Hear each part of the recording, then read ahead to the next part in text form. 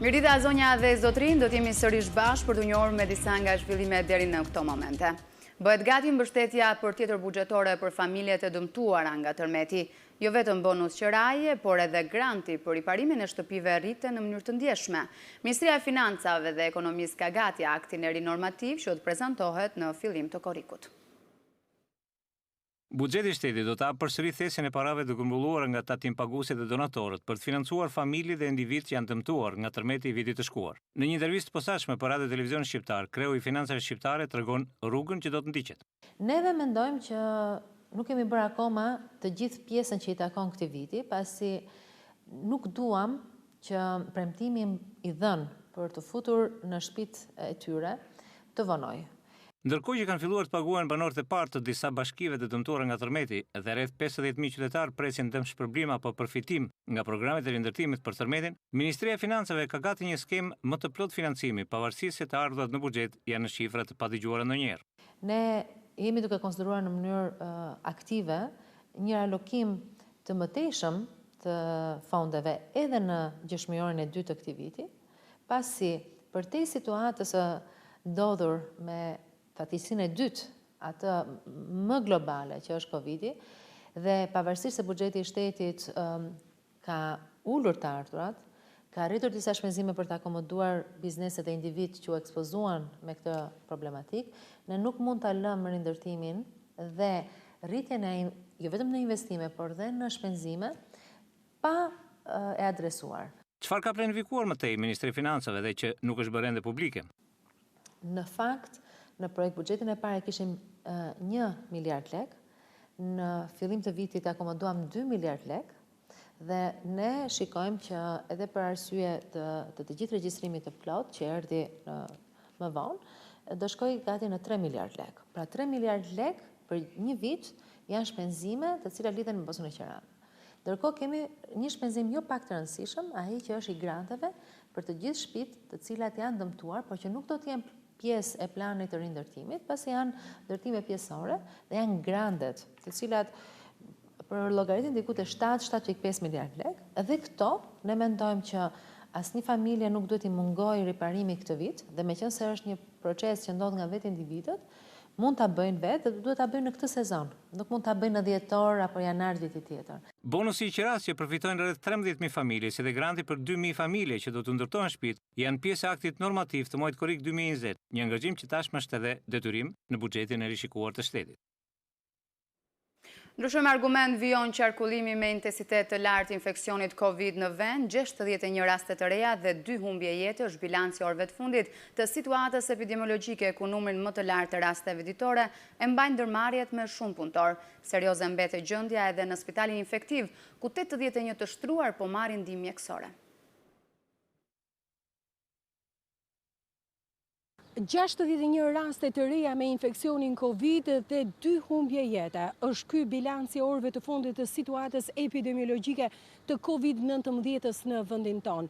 Rastet e reja janë zbuluar në 355 testime që janë kryer nga Instituti i Shëndetit Publik në persona si të dyshuar bartës të infeksionit Covid. Dhe këto raste janë zbuluar në ndërmarrje me shumë punëtor. Tirana, Vlora dhe Durrësi janë qytetet me numrin më të lartë të rasteve ditore, ku kryeqyteti mbetet sërish një vatër aktive. Shpërndarja gjeografike e rasteve të reja është si vijon. 12 të prekur janë në Tiranë, 11 në Vlorë, 7 në Durrës, nga 5 raste në Kukës dhe Divjak, nga 3 raste në Puk, Korçë, Kurbin, 2 në Krujë dhe nga 1 rast përkatësisht në Shkodër, Fier, Lezhë, Has, Mirdit, Kamës, Sarand, Fush Arrës, Selenic dhe Belsh. Situata mbetet serioze edhe në spitalin infektiv në qendrën spitalore universitare Nën Tereza. 2 qytetarë kanë humbur jetën gjatë 24 orëve të fundit. Një 59 vjeçare nga Lushja, e cila vuante nga insuficienca renale kronike, por edhe nga sëmundje të tjera bashkëshoqëruese, si dhe një 77 vjeçar nga Vlora, i cili vuante nga hipertensioni dhe prej 10 ditësh ndodhej në terapi intensive, pavarësisht përpjekjeve të stafit mjekësor, nuk mundi t'ja dalë në betejën me COVID-19 në këtë spital. Ndërkohë, 81 pacientë të tjerë janë të shtruar në këtë spital dhe po marrin ndihmë mjekësore, 12 prej të cilëve janë në terapi intensive, ndërsa 2 persona janë në gjendje të rëndë dhe të intubuar. Nisur nga fakti se në ditët e fundit po vihet re një shtim i numrit të rasteve në aktivitete biznesi, ndërmarrje me shumë punëtor, institucione publike dhe private, u bëjmë apel të gjithëve. Ju lutem, respektoni rregullat. Infeksioni COVID-19 sipas specialistëve nuk ndodhet më në vatra të kontrolluara, por ka kaluar në transmetim komunitar dhe mundësia për të infektuar këto kohë është tepër e lartë, pasi 931 persona e kanë aktualisht infeksionin COVID-19 dhe kryesisht janë të përqendruar në 3 qytete, në Tiranë, Shkodër dhe Durrës. Sipas autoriteteve është shumë e rëndësishme mbajtja e maskës, madje domosdoshmëri, në të gjitha ambientet të mbyllura, ku është e pamundur të ruhet distanca fizike, ndërkohë që specialistët vijojnë të këmbgulin të shmangen ceremonitë familjare, por edhe ato mortore, pasi transmetimi i infeksionit COVID është kudo i pranishëm. Emisioni Java në Radio Televizioni Shqiptar ka trajtuar mbrëmjen e djeshme një sër temash aktuale mes cilave dhe rikthimi i pandemisë. E ftuar në studio, zëvendës Ministrja e Shëndetësisë Mira Rakacolli tha se rritja e numrit të prekurve nga virusi COVID-19 ishte diçka e pritshme dhe ka ardhur kryesisht sepse tek njerëzit ka rënë ankthi dhe frika ndaj infektivit me koronavirus. Rritja e numrit të prekurve nga virusi COVID-19 ishte diçka e pritshme dhe ka ardhur kryesisht sepse tek njerëzit ka rënë ankthi dhe frika ndaj infektimit me koronavirus. E ftuar në emisionin Java në Radio Televizionin Shqiptar përballë analistit Lorenz Vangjeli, zëvendës Ministrja e Shëndetësisë Mira Rakacolli tha se pavarësisht shifrave të larta, Shqipëria nuk ju ofrua realitetit që pam në shumë vende të tjera. Për sa i përket Shqipërisë, rritja është pak më e madhe se sa ne e kemi menduar. Ne kur kemi bërë strategjinë e hapjes, kemi vendosur edhe indikatorët që si do të shkëlqyejë kjo strategji kur quhemi në zonë të mesme rreziku, kur quhemi në zonë të kuqe rreziku, nuk jemi në zonën e kuqe të rrezikut. Kapacitetet spitalore me numrat që janë sot, domethënë jemi të lehta në drejtim të së mesmes, sepse kapacitetet spitalore të shtetërve që tashmë ne jemi përgatitur gjatë fazës së mbylljes, jemi përgatitur me më shumë shtetër se ç'kishim përpara. Sot kemi 550 shtetër në dispozicion. Dhe praktikisht kemi të zënë rreth më pak se 20%. Rakacolli sqaroi se kjo që po ndodh është vijimësi e valës së parë të koronavirusit që ka prekur vendin tonë. Në saj të masave të menjëhershme që u morën për mbylljen, Shqipëria as ju afrua këtij realiteti, por kjo bëri që njerëzit të mendonin që ndoshta lufta mbaroi. Edhe ne hapëm shampanjë për të thënë që fituan fazën e parë, por ishim të bindur që do të kishte një fazë të dytë, e cila do të shoqërohej me rritje numrash, por ne shpresuam shumë që do të vazhdonte bashkëpunimi me qytetarët ashtu siç ishte në fazën e parë, sepse në fazën e parë bashkëpunimi ishte i shkëlqyer. Jemi në vijim të valës së parë, në atë që pritej që të fillonte mbasi të fillonin të rriteshin numrat mbas hapjes. Zëvendës Ministrja e Shëndetësisë e tha se dëmi shëndetësor sot nuk është individual, por ndikon në shoqëri. Dhe shtimi rasteve me koronavirus ka shtuar frikën për një valë të dytë të infeksionit. Gjatë 24 orëve të fundit, në disa vende të botës janë shënuar vatra të reja të infeksionit. Shtimi i rasteve të reja të infektuara me koronavirus në disa vende të Europës, ku dukej se pandemia po largohej, ka rikthyer frikën e një vale të dytë të shpërthimit të virusit. Në Gjermani janë karantinuar mijëra njerëz, përfshirë 700 banor të një bloku apartamentesh në Göttingen, ndërsa më shumë se 1500 punonjës në një fabrikë të përpunimit të qumshtit në zonën Gütersloh janë infektuar me COVID-19. Në 24 orët të fundit, në Britaninë e Madhe, janë regjistruar 186 vdekje për shkak të koronavirusit. Numri total i viktimave në vend arriti në mbi 43.000, ndërsa mbi 1.000 persona të tjerë rezultuan pozitiv me koronavirus në 24 orët të fundit në Britaninë e Madhe. Në Francë janë zbuluar mbi 80 vatra të reja infeksioni. Në Shtetet e Bashkuara u shënua një shifër rekord, sa i përket rasteve me COVID të zbuluara në 24 orë. Mbi 40.000 të infektuar janë shënuar në 11 shtete, ku Florida ka numrin më të madh të rasteve. Edhe në Brazil, autoritetet kanë njoftuar për 900 viktima të tjera, ndërsa epiqendra e epidemisë është San Paolo, ku ka mbi 258.000 raste dhe afro 14.000 të vdekur.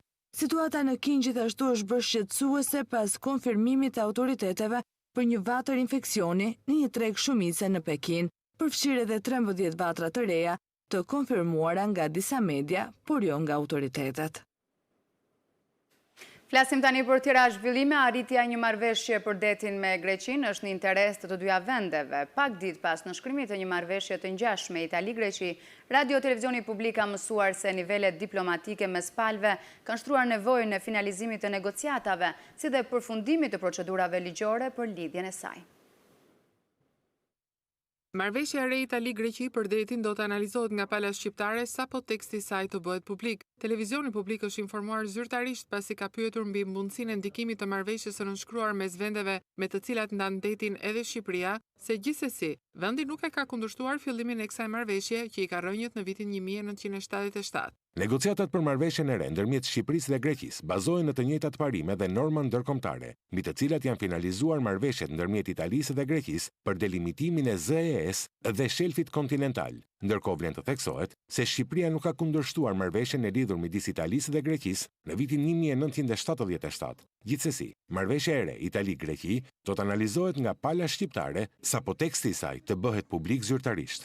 Nga ana tjetër, finalizimi i kësaj marrëveshje e ka nxjerrë në pa ecurinë e bisedimeve Shqipëri-Greqi për këtë çështje, që në fakt është vetëm një nga çështjet e nxehta të asaj që u shpall si paketë negocimesh mes dy vendeve. Ministria e Jashtme bën të ditur se takime diplomatike janë mbajtur pavarësisht vëmendjes publike. Ndërmjet palës shqiptare dhe asaj greke janë zhvilluar disa raunde negociatash për lidhjen e një marrëveshjeje të re mbi delimitimin e zonave detare pas rrëzimit që i bëri gjykata kushtetuese marrëveshjes së vitit 2009, që prej vitit 2018 nuk janë zhvilluar takime formale të grupeve negociatore, por në nivele diplomatike mes palëve është shtruar nevoja e finalizimit të negociatave dhe përfundimit të procedurave ligjore për lidhjen e marrëveshjes, sepse është në interes të dy vendeve. Ministria e Jashtme e Shqipërisë konstaton se për pamundësinë e përmbylljes së marrëveshjes ka ndikuar dhe mos funksionimi i gjykatës kushtetuese.